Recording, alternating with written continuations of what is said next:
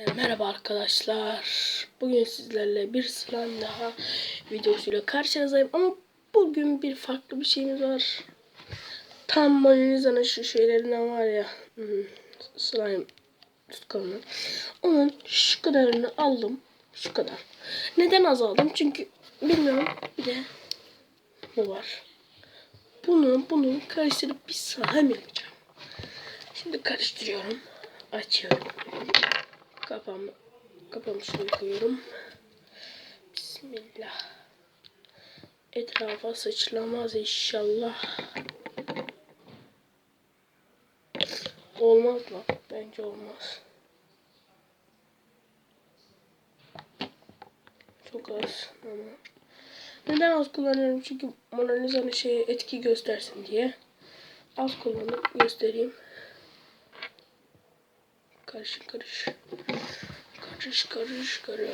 Hemen geliyorum hemen. Renksiz boraks yapacağım. Boraksımı aldım. Bırakıyorum slime işine. Olacak o kadar. Koktu buralar. Oh my god. Çok kötü koktu.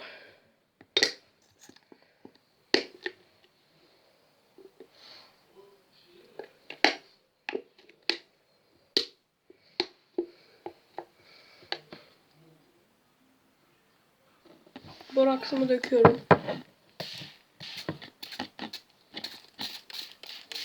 Az dökeyim de bari olmazsa borakstan yıkarım. Oldu.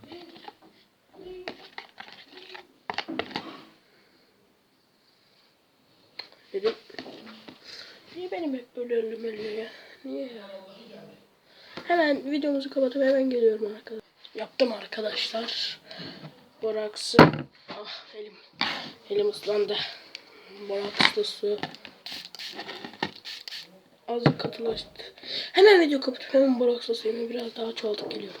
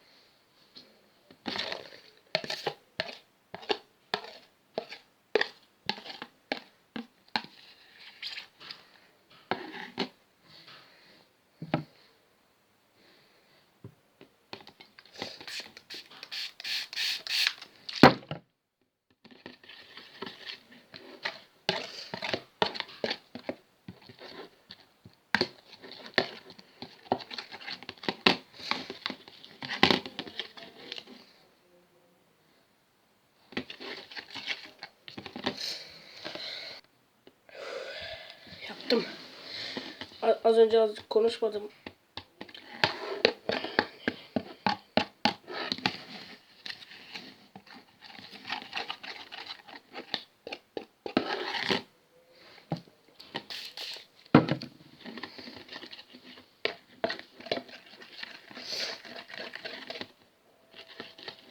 Hemen geliyorum arkadaşlar.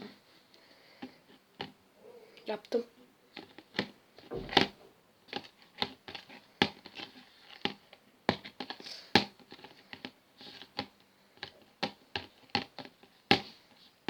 Hemen bir şeyimi alıp geliyorum. Yaptım arkadaşlar ama biraz cıvık oldu. Boraksını biraz kaçırdım.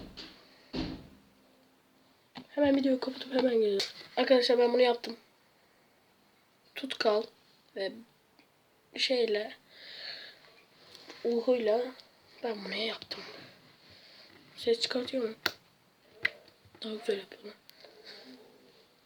Tamam arkadaşlar. Bu videomuzda çok kısa oldu. 4 dakika falan, 5 dakika falan. Yani kısa olur tabi. Baksana az çok yaptım. Gıda boyası falan. Bembeyaz. Hemen güle güle bu videoya abone olun ve beğeni ve görüntüleme atın.